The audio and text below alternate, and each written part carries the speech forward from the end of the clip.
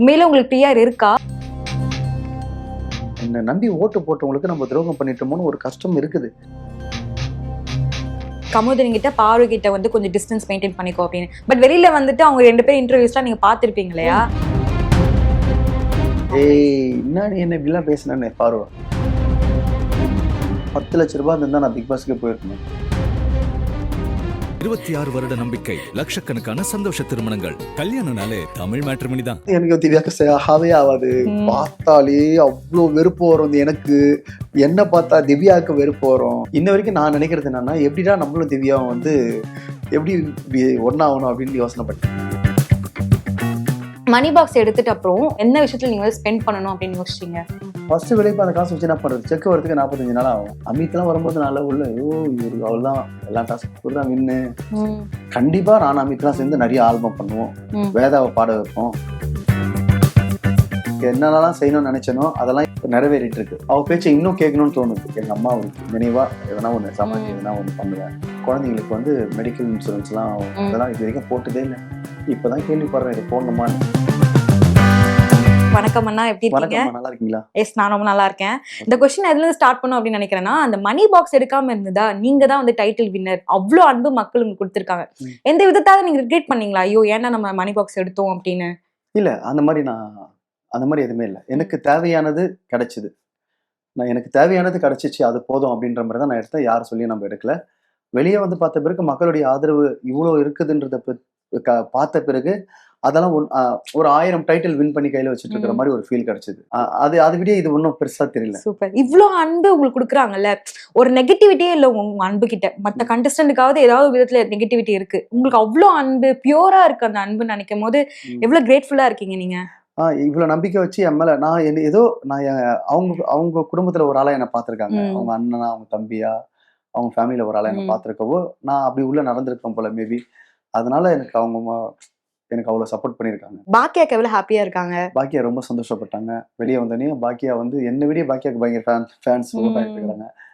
இதெல்லாம் பார்க்கும்போது நான் அவளுக்கு என்னென்னலாம் செய்யணும்னு நினைச்சனோ அதெல்லாம் இப்போ நிறைவேறிட்டு இருக்கு. பாக்கியா வந்து ரொம்ப ஹாப்பியானா அவ பேச்சை இன்னும் கேட்கணும்னு தோணுது. இன்னும் அவ பேச்சை கேட்டா நம்ம நல்லா இருப்போம் அப்படின்ற மாதிரி ஒரு ஃபீல் கிடைக்கும். ஓகே, இந்த இடத்துல அன்பு காமிக்கிறாங்களா மக்கள்? அம்மாவை எவ்வளவு மிஸ் பண்றீங்க நீங்க? அதான், அம்மா வந்து எல்லாமே அவங்கதான். எனக்கு எல்லாருக்கும் தெரியாது எங்க அம்மா வந்து எப்படின்னா, எல்லாருக்குமே அம்மா முக்கியம். ஸ்பெஷலா எங்க அம்மா மாதிரிலாம் வந்து உண்மையிலேயே எங்கேயுமே பார்க்க முடியாது. அந்த அளவுக்கு ஒரு எனக்கு ஒரு ஸ்பெஷல் எங்க அம்மா. அவங்க இல்லைன்னா நான் இல்லை. அவங்க இந்த புகழுக்கு எங்க அம்மா எப்படி என்ன ரசிச்சு, எங்க அம்மா எப்படி எனக்கு சப்போர்ட் பண்ணி, எங்க அம்மா எப்படி என்ன அரவணைப்பாங்களோ அப்படியே மக்கள் எங்க அம்மா உருவத்துல பாக்குற மக்களை அவங்கதான் எனக்கு மக்கள் தான். எனக்கு எங்க அம்மா மாதிரி இப்ப என்ன எல்லாமே பண்றாங்க. எனக்கு பாக்குறதுக்கு அப்படிதான் தோணுது. அவங்க அழுகுறதும், அவங்க அது சந்தோஷப்படுறதும், தான் புள்ள போல, தான் பையன் போல பண்றதை பார்த்து எங்க அம்மா எனக்கு சப்போர்ட் பண்ணிட்டு இருக்காங்க அப்படின்னு நான் மக்களை பார்த்து நினைச்சுக்கிறேன். பிஃபோர் பிக் பாஸ் வந்து உங்களுக்கு ஒரு ஸ்ட்ரகிள்ஸ் இருந்திருக்கும்ல லைஃப்ல, ஃபினான்ஷியலாவும் இருக்கட்டும், எமோஷனலா வேலை கிடைக்காம இருக்கிறது நீங்க சொல்லியிருந்தீங்க உள்ள இருக்கும் போதே. அப்போ அந்த ஹார்ட் டைம்ஸ்ல உங்களுக்கு யார் கூட இருந்தா? உங்களுக்கு ஒரு நண்பர் இல்லைன்னா ஒரு பர்சன் உங்களை கை தூக்கி வந்து மேல தூக்கி விட்டாங்கன்னா அது யார் நீங்க சொல்லுவீங்க? என் ஒய்ஃப், எங்க அம்மா இருந்தாங்க. அதுக்கு முன்னாடி எங்க அம்மா இறந்து 3 வருஷம் ஆக போகுது. எங்க அம்மா வந்து நான் படுறது கஷ்டம். நடுவுல கொரோனால இருந்து ரொம்ப கஷ்டப்பட்டோம் எல்லாமே. நான் மட்டும் இல்ல, உலகம் ஃபுல்லா கஷ்டப்பட்டது. ஒரு நல்லா சம்பாரிச்சுட்டு திடீர்னு ஒருத்தன் சம்பாதிக்காத இருந்தா அது ரொம்ப ரொம்ப கஷ்டமா இருக்கும். அதுல வந்து கொரோனா டைம்ல நம்மளால முடிஞ்ச மூத்த கலைஞர்களுக்கோ நான் நிறைய போட்டோஸ் நம்மலாம் அதை இணையதளத்துல போட்டு அதெல்லாம் நம்ம பண்ண மாட்டோம். கிட்டத்தட்ட ஒரு 50 எப்படி சொல்றது, ஒரு 70-80 போட்டோஸ் பண்ணதெல்லாம் வீடியோங்கெல்லாம் இருக்குது என்கிட்ட. இது வரைக்கும் நான் ஒன்றுத்துலயும் போட்டதில்லை. அவ்வளோ சாப்பாடுகள் போட்டு அவ்வளோ பண்ணியிருக்கோம், நம்ம பண்ணோம். ஆனால் மறுபடியும் நம்மளுக்கு கஷ்டம் வந்து எனக்கே வந்தது கஷ்டம் ரொம்ப பண்ணிட்டு. அதுல அப்பெல்லாம் எங்க அம்மா தான் எனக்கு கூட இருந்து எல்லாமே பண்ணாங்க. அம்மா இருந்தாங்க. அதுக்கப்புறம் வந்து என் ஒய்ஃப் வந்து அவங்க வந்து ஒர்க் ஃப்ரம் ஹோம் பண்ணுவாங்க. அவங்க வந்து கொரோனா டைம்ல அவங்க எனக்கு ஹெல்ப் பண்ணாங்க. அதுக்கப்புறம் வந்து என் ஃப்ரெண்ட்ஸுங்க இருக்காங்க. நரேன் இருக்கான், அப்புறம் எல்லாமே ஜெசினா ஃப்ரெண்ட் இருக்காரு. இதில் காசான்றதை விட சில விஷயங்கள் ஒரு ஹெல்ப்ஃபுல்லா ஒருத்தர் மாத்தி மாத்தி பண்ணிக்கிறது தான். அவங்களுக்கு எதனா ஒண்ணா நம்ம பண்றது, நம்ம எதனா ஒண்ணா பண்றது. அது மாதிரி நிறைய நண்பர்கள் இருக்கிறாங்க. எல்லா நண்பர்கள்ன்றதுல ஒரு குறிப்பிட்ட ஒரு 2 பேர் ஹெல்ப் பண்ணியிருக்காங்க. நானும் அவங்களுக்கு பண்ணியிருக்கேன். அந்த மாதிரி okay. Coming back to Bigg Boss. நீங்களும் கமலஹாசனும் வீட்டுக்கு மீட் பண்ணீங்க இல்லையா? ம். அப்ப ஃபேமிலிலாம் கூட போட்டிருந்தாரு. வெளில வந்ததுக்கு அப்புறம் அந்த கார் டாஸ்க்க வந்து தவிர்த்திருக்கலாம் அப்படின்ற மாரி ஏதாவது விஷயம் உங்ககிட்ட பேசினாரா? இல்லைங்க, அது ம். கேமுங்க. ம். அது ஒரு ஒரு கேம் விளையாட போனோம். அங்க அந்த சிச்சுவேஷன் நடந்தது. ஒரு சினிமா எப்படி ஒரு அந்த மாரி ம். ஒரு ஒரு விஷயம் நடந்தது. ஒரு குடும்பத்துல ஒருத்தர் ஒருத்தர் அடிச்சு சண்டை போட்டீங்களா? அண்ணன், தங்கச்சி, ம். அக்கான்னு அந்த மாரி சண்டை போட்டுக்கிட்டோம். வெளிய வந்து ஒரு குடும்பமா நாங்க ஃபேமிலியா இருக்கிறோம். அது ஒண்ணும் இல்ல. அது அது ஒரு கேம்க்காக நடந்தது. அவர் வந்து ரிக்ரெட் பண்ணாரா? அந்த கார் டாஸ்க் மட்டும் நடக்காம இருந்திருந்தா மேபி லைக் சேஞ்ச் இது ஆயிருக்கும் பண்ணியிருக்க கூடாதோ கேம். அப்படின்னு தப்ப உணர்வன் தான் வந்து நல்ல மனிதர். ம். அவர் தான் தப்ப உணர்ந்து சொல்றாரே, "நான் பண்ணியிருக்க கூடாதுல்ல மச்சான் அது. அது நடந்திருக்க கூடாதுல்ல" அப்படின்னு. அது ஒரு கேமா நடந்துச்சு அது. ஓகே. ஓகேங்களா? மாரி யாருமே பண்ணணுன்ட்டு பண்ணல. இப்ப அதான் அந்த டைம்ல சந்தர்ப்ப சூழ்நிலைங்க. கோவத்துல பண்ணியிருக்கலாம். அது வந்து எங்களுக்கு வந்து கீழ விழும்போது எங்களுக்கு அவங்க ஒரு இதே அந்த இடத்துல பார்வா இருந்தாலும் நான் கேட்டிருப்பேன். யாரா இருந்தாலும் நம்ம ம். கேட்டிருப்போம். இறங்கி ஓடி போய் காப்பாத்தியிருப்போம். அந்த இடத்துல ஒரு கேமா நடந்தது. வெளிய வந்து அதையே பத்தி பேசக்கூடாது. ஒரு ஃபேமிலியாவும் அடுத்த கட்டம் என்ன ம். பண்ணலான்ட்டு போயிட்டே இருக்கணும். ஓகே. வெளில வந்துட்டு பாரு கிட்ட பேசுனீங்களா? ஆ என்ன சொன்னாங்க? எப்படி போயிட்டு இருக்கு உங்க லைஃப்? "ஏய் என்ன நீ என்ன இப்படிலாம் பேசுனேன்னு" பாரு. அந்த டைம்ல கோவப்பட்டு பேசிட்டேன் பாரு. அவ செம்ம ம். ஜாலிங்க. பயங்கர ம். பாருலாம் பயங்கர டேலண்டான ஒரு ஒரு பொண்ணு. நீ ஒரு மேட்டர் குடுத்து கொஞ்ச நேரம் பேசுனா, அவ்வளோ நேரம் பேசுவா. ஆமாம். அவ்வளோ டேலண்டான ஒரு பெர்சனு. அவங்க அம்மா அவ்வளோ பெரிய தமிழ் கவிஞை கரைச்சு குடிச்சிருக்காங்க. அவங்க அப்பா லாயரு. அவர் பெரிய ஃபேமிலிலேருந்து வந்திருக்கா. இன்டெலிஜென்ட்டா பேசக்கூடிய ஒரு ஆள். நல்ல கேமர். ஃபர்ஸ்ட்டு ஒரு 4 வீக்லலாம் பாருலாம் பயங்கரமா பின்னிட்டாங்க. அவங்க ஏதோ கோவத்துல ஏதோ ஒரு ஒரு கேம்ல ஒண்ணு நடந்து போச்சு. அத நம்ம அப்படியே வெளிய வந்து அது தொடரக்கூடாது. இப்பவும் எனக்கு தங்கச்சி தான் அவ. இப்பவும் அவங்களுக்கு கல்யாணம் நடந்தாலும், எது நடந்தாலும் நம்ம ம். போறோம், வரப்போறோம். ஃபேமிலியா பழக தான் போறோம். ஓகே. அதான் நான் கேட்கலான்னு இருந்தேன். ஏன்னா வந்து வெளில நீங்க உள்ள இருக்கும்போது சொன்னீங்க, லைக் கமருதீன் கிட்ட, பாரு கிட்ட வந்து கொஞ்சம் டிஸ்டன்ஸ் மெயின்டெயின் பண்ணிக்கோ அப்படின்னு. பட் வெளில வந்துட்டு அவங்க 2 பேரும் இன்டர்வியூஸ்லாம் நீங்க பார்த்திருப்பீங்க இல்லையா? ம். சோ எப்படி ஃபீல் பண்றீங்க நீங்க? அதுல என்ன இருக்கு? சண்டை ஒருத்தர் போட்டா சண்டை போட்டுன்னு தான் இருக்கணுமா? ம். ஏங்க தப்பு பண்ணுச்சு திருத்திக்கிட்டாங்க. சாரி கேட்டாச்சு. சாண்ட்ரா வந்து மேடையில கட்டிப்புடிச்சு ஆ க ஃபைனல் ஸ்டேஜ்ல கட்டி புடிச்சுட்டாங்க. பேசிட்டாங்க. அவ்வளோதான். அண்ணன், தங்கச்சி வீட்ல ஒரு குடும்பத்துல சண்டை ஆனா மறுநாள் பேசிக்கலையா? அது மாரி முடிஞ்சு போன கதை. வெளிய வந்தோனே அவங்க வாழ்க்கைய அவங்க தேர்ந்தெடுத்துக்கிறாங்க. நம்ம அத ஹேப்பியா அவங்க கூட இருந்து, அவங்க சந்தோஷத்துல நம்ம பகிர்ந்து போ வேண்டியது தான். போய் அத கெடுக்கணும்னு நெனைக்கணுமா? அது ஏதோ அந்த கோவத்துல திட்டிட்டோம், பேசிட்டோம். முடிஞ்சு போச்சு. Past is past. ம். வெளிய வந்து அவங்களுடைய வாழ்க்கைய அவங்க தேர்ந்தெடுத்துக்கிறாங்கன்னா, அது ஒரு நண்பனா நம்ம இருந்து சந்தோஷமா, ஹேப்பியா அத இது பண்ணணும். ஓகே. அதானே நான் நல்ல விஷயம். திவ்யாவும் கானா விருந்தோனோட பாண்டிங் வந்து சூப்பரா இருந்துச்சு. என்னதான் உங்களுக்கு வந்து மிஸ் அண்டர்ஸ்டாண்டிங் இருந்தாலும், ஃபினாலே அப்போ 2 பேரும் ரொம்ப க்ளோஸா, ஃப்ரெண்ட்ஸா வந்து இருந்தீங்க இல்லையா? ம். சோ உங்க 2 பேருக்குள்ள பாண்ட் பத்தி சொல்லுங்க. டைட்டில் வேற வின் பண்ணியிருக்காங்க. அத பத்தி. அது வாழ்த்து சொல்லிட்டேன். நேர்லயே போய் வாழ்த்து ம். சொல்லிட்டேன் திவ்யாக்கு. திவ்யாக்கு வாழ்த்து சொன்னேன். அப்புறம் திவ்யா வந்து எனக்கு திவ்யாக்கு ஆகவே ஆவாது. ம். பார்த்தாலே அவ்ளோ வெறுப்பு வரும் எனக்கு. என்ன பார்த்தா திவ்யாவுக்கு வெறுப்பு வரும். ம். அ அந்த மாரி வந்து அப்படி போயிட்டு இருந்த ஒரு டைம். அப்படியே என்ன ஆச்சுன்னா, அப்படியே ஒரு ஜாலியா ஒரு சூப்பரா ஃபன்னா போச்சு. அது எப்படி இப்போ வரைக்கும் திடீர் திடீர்னு யோசனை பண்ணி பார்ப்பேன். எப்படி நம்மளுக்கும் திவ்யாவுக்கும் செட் ஆச்சு? எப்படி நம்ம பேசணும்? எப்படி பழகணும்? ம். அது திவ்யாவும் கொஞ்ச நேரம் உட்காந்து யோசிச்சுட்டு தான் இருப்பாங்கன்னு நெனைக்கிறேன். ஏன்னா, ம். அவ்ளோ கான்ட்ரோவர்சியா இருந்தோம். ம். அதுதான் சொல்றேனே, ம். கடைசில பார்த்தா நாங்க தான் ரொம்ப ரொம்ப இதுவாயிட்டோம். எங்களுடைய கிளிப்பிங்லாம் நெறைய ஜாலியா ஆமா. வெளிய ம் இது பண்ணியிருக்காங்க. நான் எதிர்க்க போய் விஷ் பண்ணேன். அப்புறம் உள்ள நடுவுல வந்து அ சண்டை போட்டிருந்தோம். அதுக்கப்புறம் ஒண்ணாயிட்டோம். நெறைய பேசணும், நெறைய உட்காந்து நெறைய அதான் நடந்திருக்கு. நீங்களே ம். பார்த்துருக்கீங்கல்ல. ஜாலியான சில சம்பவங்கள்லாம் இருந்தது. இன்ன வரைக்கும் நான் நினைக்கிறது என்னன்னா, எப்படிடா நம்மளும் திவ்யாவும் வந்து எப்படி இப்படி ஒண்ணாவணும் அப்படின்னு யோசனை பண்ணிட்டு இருக்கோம். அவங்க அப்பா, அம்மாலாம் வந்தாங்கல்ல. அப்ப நல்லா ம். பேசுனாங்க. அப்போ போய் நாங்க சாரிப்பா. ஏன்னா நெறைய பேசியிருப்போம். எங்களுக்கே தெரியாதுல்ல. ம். வெளிய நெறைய பார்க்குற மக்களுக்கு தான் தெரியும். திவ்யாவ நான் ம். திட்டிருக்கலாம். திவ்யா என்ன திட்டிருக்கலாம். அப்புறம் அவங்க அப்பா கிட்டலாம் சாரி கேட்டு அவர்லாம், "அதெல்லாம் ஒண்ணும் இல்லப்பா. விளையாட்டுப்பா அதெல்லாம்" அப்படின்னு சொல்லிட்டு விட்டாரு. நல்ல கேரக்டரா நல்ல எனக்கு இப்போ பின்னாடி பேசுறவங்கள விட நேர்ல பேசுறவங்கள நம்பிட்டு போயிடலாம். அந்த மாரி. ஓகே. அரோரா பத்தி தான் வரணும்னு நெனைக்கிறேன். ம். அப்போ வந்து அரோரா தான் உங்கள இன்ஃப்ளூயன்ஸ் பண்ணி அந்த மணி பாக்ஸ் எடுக்க வச்சாங்க அப்படின்னு சொல்லிட்டு நான் ரொம்ப இதுவா போயிட்டு இருந்துச்சு. அப்ப நீங்க உள்ள போய் சொல்லிட்டீங்க. உங்களால எடுக்கல அப்படின்னு. அது எக்ஸாக்ட்டா அந்த நேரத்துல என்ன நடந்தது? அத எக்ஸ்பிளைன் பண்ண முடியுமா? அதுங்க நான் எவ்வளோ வாட்டி சொல்லின்னுருக்கிறேங்க. ம். எல்லா இன்டர்வியூலயும் அதான் சொல்றேன். என்ன ம். விஷயம்னா, யார் சொல்லி நான் எடுக்கலங்க. ம். நான் தாங்க எடுத்தேன். எனக்கு அதுவே பெரிய விஷயங்க. சொல்லி சொல்லி டயர்ட் ஆகுதுங்க. ம். எனக்கு இவ்வளோ நாள் அவங்க உள்ள இருந்தேன். அந்த காசு வரப்போது. இந்த காசு இருக்குது. அது என் குடும்பத்துக்கு போகுது. ஆனா என்ன நம்பி ஓட்டு போட்டவங்களுக்கு நம்ம துரோகம் பண்ணிட்டோமோன்னு ஒரு கஷ்டம் இருக்குது. ஆனா எனக்கு வெளிய நடக்கிறது தெரியாதுங்க. எனக்கு அதுவே பெரிய விஷயம். இந்த காசு இதுக்கு வச்சுக்கலாம். இந்த காசு இத வச்சுக்கலாம். இது போதும்டா. இவ்வளோ நாள் நம்ம பிக் பாஸ் வீட்ல இருந்து வெளிய போய் நம்ம சம்பாரிச்சு, நம்ம குடும்பத்தில பார்த்துக்கலான்னு தான் நான் வந்தேன். வெளிய வந்தா இவ்ளோ ஒரு மக்கள் என் மேல இவ்வளவு நம்பிக்கை வச்சு இவ்வளவு பண்ணிருக்காங்க. அதுக்கு நான் அவங்களுக்கு நன்றி சொல்றேன். அதான் எங்க அம்மா மாரி சந்தோஷப்படுறாங்கன்ட்டு நான் சொல்லிட்டேன்ல. எங்க அம்மா இருந்து எனக்கு சந்தோஷம் அது மாரி அவங்கள பண்றாங்க. அவங்களுக்கு இப்பவும் மறுபடியும் அவங்களுக்கு நான் நன்றி தெரிவிச்சுக்கிறேன். எனக்காக அழுதுருக்காங்க. எனக்காக ஒரு குடும்பத்துல ஒருத்தனா பார்த்துருக்காங்க. எனக்கு நான் சொந்தம். இதுக்கப்புறம் அவங்க ஆறுதல் அவங்களுடைய என்ன சொல்றது? ஆதரவோட தானே நம்ம பயணிக்க போறோம். ஓகே. இதுக்கப்புறம் நெறைய நம்ம ஒரு சின்ன சின்ன ப்ராஜெக்ட் பண்ண போறோம், சம்பாரிக்க போறோம். நான் நல்லா இருக்கிறத அவங்க பார்த்து இன்னும் சந்தோஷம் தானே பட போறாங்க. அவங்க அவங்க என்ன நான் ஒரு நான் கார விட்டேன். நான் ரூ. 50,00,000 விட்டேன்னு தானே அவங்க எண்ணம். அது அவங்களே எனக்கு குடுப்பாங்க. கண்டிப்பா அவங்களே எனக்கு குடுப்பாங்க. உங்களுக்கும் அமித் அண்ணாக்கும் உள்ள பாண்டிங் செம்மையா இருந்தது. ம். அதுவும் நீங்க பீட் பாக்ஸ் பண்றதெல்லாம் வந்து அந்த பாடுனதெல்லாம் வந்து செம்ம ட்ரெண்டிங்கா போச்சுனே சொல்லலாம். ஃபியூச்சர்ல எக்ஸ்பெக்ட் பண்ணலாமா நீங்க 2 பேரும் சேர்ந்து ஒரு கொலாப் பண்ற மாதிரியோ இல்லனா வந்து ஆல்பம் அது ப்ராசஸ் பத்தி சொல்லுங்க. கண்டிப்பா அமித் மாதிரி ஒரு ஜாலியான குழந்தை, ஒரு வளர்ந்த குழந்தை அமித். செம்ம கேரக்டர். அமித்லாம் வரும்போது நல்லா உள்ள ஐயோ இவரு அவ்வளவுதான் எல்லா டாஸ்க் இவரு தான் வின்னு.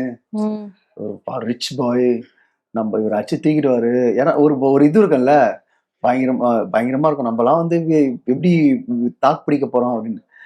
அப்புறம் பார்த்தா அவர் வந்து ஒரு குழந்தை ஒரு ஒரு பக்கா ஸ்கூல் ஃப்ரெண்ட் எப்படி காலேஜ் ஃப்ரெண்ட் எப்படி மச்சான் சாப்பிட்ற அப்படி ஒரு நம்ம இப்படி பழகுவாங்க அப்படி பழகுவாங்கன்னு நம்ம பார்த்த ஒரு கேரக்டர்லாம் வந்து சூப்பரா நம்ம கிட்ட ஒரு பாண்ட் ஆகணும். மறக்கவும் முடியாது. அமித்லாம் பயங்கரமான ஒரு ஃப்ரெண்டு. கண்டிப்பா நானும் அமித்லாம் சேர்ந்து நிறைய ஆல்பம் பண்ணுவோம். வேதாவை பாட வைப்போம். இன்னும் நிறைய அந்த மாதிரி நிறைய இதுல வேதாக்கு நிறைய பாட்டு பாடணும். நானும் அமித் சேர்ந்து ஒர்க் பண்ணணும். ஃபேமிலியா ரொம்ப பிடிக்கும். ரொம்ப பேசுவோம். வீட்டுக்குலாம் வந்தாரு. நானும் வீட்டுக்கு போகணும். கண்டிப்பா கூப்பிட்டுன்னு இருக்காரு. எங்க டைமே இல்ல. வா மச்சான் வீட்டுக்கு கூப்பிட்டுருக்காரு. அமித்லாம் இல்லைன்னா உள்ள எனக்கு டைம் பாஸ் ஆயிருக்காரு. கமருதீன் வந்து ஃப்ரெண்டு. கமருதீன் வந்து டே 1ல இருந்து ஃப்ரெண்டு. அமித் வந்து வைல்டு கார்டு ஃப்ரெண்டு. டே 1ல இருந்து ஃப்ரெண்டுன்னா ஃபர்ஸ்ட் அவன் ஃப்ரெண்டு. அதுக்கப்புறம் கமருதீன் வந்து வேற அவன் ஜிம் செய்வான். அப்புறம் அங்க கொஞ்ச நேரம் பார்வதி கூட கொஞ்சம் ஜாலியா கொஞ்சம் ஃப்ரெண்ட்ஷிப்பா பேசிட்டு இருப்பாங்க. நான் வந்து எப்படின்னா நான் எல்லார்கிட்டயும் பேசினேன் இல்லை அப்படியே சுத்திட்டே இருப்பேன். அதுல எனக்கு மெயின் யாருன்னா அமித் தான். அமித் கூட தான் கம்போஸ் பண்ணுவோம். அமித் கூட தான் உட்காந்து சாப்பிடுவேன். அமித் கூட தான் வெளியே பேசிட்டு இருப்போம். அமித்தும் என்ன யாரை பத்தி என்கிட்ட பின்னாடி பேசுனது இல்லை. நானும் அமித் கிட்ட யாரை பத்தி சொன்னது இல்லை. நாங்க பேசுறதே மியூசிக்கை பத்தி, நாங்க பேசுறதே லிரிக்ஸை பத்தி, நாங்க பேசுறதே இவங்க தப்பு பண்ணாங்கன்னா பின்னாடி பேசுறது வேற, தப்ப சுட்டி காட்டுறது வேற. பின்னாடி பேசுறது ரொம்ப அது பேசிட்டே இருக்கிறது ஒருத்தரை பத்தி புறம் பேசுறது வேற. இவங்க தப்பு பண்ணாங்கன்னா தப்புடா அதுக்கான அதை வந்து நாங்க விவாதம் பண்ணுவோம். அந்த மாதிரி பேசிக்குவோம். அது மாதிரி எனக்கு வந்து வீட்டுல ரொம்ப ரொம்ப பிடிச்ச நபர்.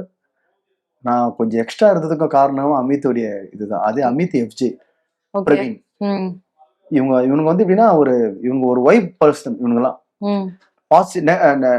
பாசிட்டிவா இருக்கும். இவங்க கிட்ட எஃப்ஜே கிட்ட, பிரவீன் கிட்ட, கமரு கிட்ட, அப்புறம் வந்து அமித் கிட்ட, அப்புறம் கனியக்கா ஜாலியா பேசுறது கொள்றது ஒரு இதுவா இருக்கும். டைம் போறதே தெரியாது. நீங்க நிறைய பேருக்கு ஒரு இன்ஸ்பிரேஷனா இருக்கீங்கன்னா உங்களோட எக்ஸாம்பிளா வச்சு இந்த இண்டஸ்ட்ரிக்குள்ள வரணும் அப்படின்னா நீங்க ஒன்ன ஒரு விஷயம் சொல்ல விரும்புறீங்க யங்ஸ்டர்ஸ்க்கு? கடுமையா உழைக்கணும். யார் என்ன சொல்றாங்கன்ட்டு அது இந்த காதல வாங்கி அந்த காதல விட்டு உன்னுடைய போக்கஸ் நீ எதுல ஒரு பாட்டு எழுதுறியா அந்த பாட்டை எப்படி ப்ரொடியூஸ் பண்ண போற மக்களுக்கு, அந்த பாட்டுக்கு என்னென்ன பண்ணணும், இதை பண்ணணும், எப்படி எழுதணும், வார்த்தைகள்ல வந்து போதைப் பொருள் இருக்கக்கூடாது, மக்களுக்கு மகிழ்விக்கிற மாதிரி ஒரு கிண்டல் கேலி கலந்த மாதிரி ஒரு ஜாலி. கிண்டல் கேலி இருக்கலாம். கிண்டல் கேலி வந்து நம்ம பேசிக்கலையா ஒரு ஃப்ரெண்ட்ஸுக்குள்ள கேலி பண்ணிக்கிறோம், கிண்டல் பண்ணிக்கிறோம், காமெடி இதெல்லாம் வச்சு பாட்டு எழுதுறேன். இப்போ உதாரணத்துக்கு எவ்வளவு பேர் பாட்டு பண்ணிட்டு இருக்காங்கல்ல இப்ப தம்பிங்களா. இப்போ ஸ்டவ் மேல கடாயி அந்த பாட்டு அது ஒரு கேட்கறதுக்கு ஒரு வைபா திமிருதும்பா திகிருதும்பா அப்படின்னு பாடுறது. அப்புறம் வந்து ஜெகன் பாடினாரு உன்னை பார்த்த ஜோரில நான் உழுந்துட்டேன்னு ஒரு கானா பாட்டுலாம் ஜாலியா இப்படி போகுது. எவ்வளவு இருக்குது பாக்குறதுக்கு. அதை விட்டுட்டு வந்து ரவுடிசம் பாட்டு, ரவுடியை பத்தி பாடுறது, கத்தி பத்தி பாடுறது, இதை பத்தி பாடுறதுலாம் இருந்ததுன்னா அவங்களுடைய மார்க் தான். அவங்க அது கெட்ட பேர் தான். உன்னுடைய பாட்டு வந்து ஒரு 50 வருஷத்துக்காச்சும் உன்னுடைய பாட்டு பொறுத்து கேட்டா ஆஹா என்னம்மா எழுதிருக்காண்டா அப்படின்னு நம்ம சொல்றோம். இப்போ வரைக்கும் நம்ம எம்எஸ்பி சாரியோ ராஜா சாரியோ தூக்கி கொண்டாடுறோம்னா காரணம் புரியுதுங்களா? அது மாதிரி வந்து நம்ம பாட்டு எழுதுறோம். ஒரு பாட்டு லிரிக்ஸ் எழுதுறோம்னா ஒரு 10 வருஷம் கழிச்சு அந்த பாட்டு கேட்டா நல்லா இருக்கும். அந்த மாதிரி பாட்டு எழுதணும். வர்ற தம்பிங்க அந்த மாதிரி ஒரு ஜாலியா பாட்டை கொடுத்தா அவங்க மேல வரலாம். இந்த மாதிரி கொடுத்தா அது வந்து அவங்களுடைய லேபிள் கம்மியாகும். உங்களுக்கும் சாண்டி அண்ணாக்கும் ஒரு பாண்டிங் வந்து நாங்க வெளியில இருந்து நாங்க ரொம்ப ரசிச்சோம். அண்ணா வந்து சொல்லியிருந்தாங்க நீங்க இந்த மணி பாக்ஸ் எடுத்தப்போ வெயிட் பண்ணிருக்கலாம் அப்படின்ற மாதிரி. அப்புறம் வெளியில போய் நிறைய பேர் மீட் பண்ணீங்களா? நீங்க எதுக்காக மீட் பண்ணீங்க? மூவிக்காக மீட் பண்ணீங்களா? ஜென்ரலா என்ன சொன்னாரு அண்ணா? சென்ட்ரலா வந்து ரொம்ப நாள் ஆச்சு பார்த்து. ம், இப்போ உள்ள ஃபேமிலியோட வீட்டுக்கு போனேன். ம், வீட்டுக்கு போனா அங்க பிரம்மாண்டமா ஓடுறது போடுறது ம். நீந்துறது எல்லாமே செஞ்சு வச்சிருந்தாப்புல Okay. வீட்டுல. நானும் ஒய்ஃபு பாப்பா எல்லாம் உட்காந்து ஒரு 4 மணி நேரம் ஸ்பெண்ட் பண்ணோம். குழந்தைங்களுக்கு ட்ரெஸ் கொடுத்தாப்புல. நான் ஒரு gift அவருக்கு கொடுத்தேன். ம். இன்ஸ்டால போட்டிருக்கேன். பெரிய ஆமா. அந்த gift ஒன்று கொடுத்தேன். கிஃப்ட் மச்சான் உனக்கு இது வரைக்கும் நான் எதுவுமே ஷூ, ஏன்னா அவர் சைஸ் வேற, ஷூ என் சைஸ் அவருக்கு 7 இந்த 9. எனக்காக ஒரு ஷூ வந்து வாங்கி கொடுத்தாப்புல. Okay, super. ஷூ ஜாக்கெட் ஒரு ஜாக்கெட் மச்சான் கிஃப்டா வச்சுக்க, ஏன்னா அவர் சைஸ் வேற என் சைஸ் வேற, ஆனா எனக்காகவே வாங்கி வச்சிருக்காப்புல. ம், அது gift கொடுத்தாப்புல. வாங்கிக்கின்னு நான் ஒரு gift அவருக்கு கொடுத்துட்டு ரொம்ப நாள் ஆச்சு இது மாதிரி ஃபேமிலியோட போனதில்ல. பார்த்துட்டு அதுக்கப்புறம் மறுநாள் என்ன ரெக்கார்டிங் தேட்டரில் அன்னைக்கு நைட்டு என்ன ரெக்கார்டிங் தேட்டரில் விட்டுட்டு ம். அவ்வளோ நேரம் முடிச்சுட்டு அதுக்கப்புறம் அவர் வீட்டுக்கு போய் தூங்கி மறுநாள் நாங்கள் ஷூட் மறுபடியும் விஜய் டிவிக்கு EVPக்கு போய். ஷூட்ல மீட் பண்ணோம். இப்போ அவர் வேற ஷூட்ல இருக்காரு, நான் இங்க இருக்கிறேன். ம். இது முடிச்ச பிறகு திருப்பி அவருடைய படத்துக்கு ஒர்க் பண்ண போறோம்ல. Okay, super. மணி பாக்ஸ் எடுத்துட்டு அப்புறம் இந்த ஒரு விஷயத்துல நீங்க வந்து ஸ்பெண்ட் பண்ணணும்னு யோசிச்சிருப்பீங்க இல்லையா? அது என்ன என்ன என்ன விஷயத்துல நீங்க வந்து ஸ்பெண்ட் பண்ணணும் அப்படின்னு யோசிச்சீங்க? ஃபர்ஸ்ட் வெளியே போய் அந்த காசு வச்சு என்ன பண்றது, செக் வரதுக்கு 45 நாள் ஆகும். ஓகே. ஆமா 45 நாள் பொறுத்து கேளுங்க, அதுக்கு பதில் சொல்றேன். இல்ல அது என்னன்னா அது வந்து எங்க அம்மாவுடைய நினைவா எதனா ஒண்ணு சமாதி எதனா ஒண்ணு பண்ணுவேன். அதுக்கப்புறம் வந்து குழந்தைங்களுக்கு வந்து மெடிக்கல் இன்சூரன்ஸ் எல்லாம் இருக்குதுல்ல, அதெல்லாம் இது வரைக்கும் போட்டதே இல்லை. இப்பதான் கேள்விப்படுறேன் இதை போடணுமான்னு. அது போட்டு வைக்கிறது எனக்கு. அப்புறம் என்னை சார்ந்து சுத்தி எனக்கு இப்போ எங்க அண்ணா எங்க வீட்டாண்ட இருக்காரு, நிறைய பேர் இருக்காங்க, முடிஞ்ச ஹெல்ப் அவங்களுக்கு. எங்க அண்ணன் இருக்காரு, அவருக்கு ஒரு ஆட்டோ வாங்கி கொடுப்பாங்க. நான் ஒரு லீஸுக்கு எதனா ஒரு வீடு போவேன். குழந்தைங்களுக்கு படிப்புக்கு எதனா கொஞ்சம் போட்டு வைக்கலாம். இதுக்கே கரெக்டா இருக்கும். இதுக்கப்புறம் சம்பாதிக்கிறது நம்ம பண்ண வேண்டியது. இந்த ஒரு குச்சி ஒரு குல்ஃபி அந்த சாங்கே செம்ம ஹிட். 2 பேரும் காம்போ இல்ல உங்க 2 பேருக்கு மறக்க முடியாத ஏதோ ஒரு விஷயங்கள் பத்தி ஷேர் பண்ண முடியுமா? நான் வந்து ஐரிஷ் சார் கிட்ட பாடும்போது அது வந்து எப்படின்னா இப்படி ஆயிடும் கை. ஐரிஷ் சார் கிட்டலாம் அப்படின்னா உட்காந்துருப்பாரு. ஓகே, தனி ரூமு, லிரிக்ஸ் இருக்கும். ஓகே டேக் ஓகே அப்படி பாடும். ஹரிஷ் சார்லாம் வந்து லிரிக்ஸ்லாம் அவரே எடுப்பார். அவரே உட்காந்து அவர்தான் சவுண்ட் ஜென்ரேட்டர்ல உட்காருவாரு. அவர் தான் என்னுடைய பாட்டு எடுத்தாரு.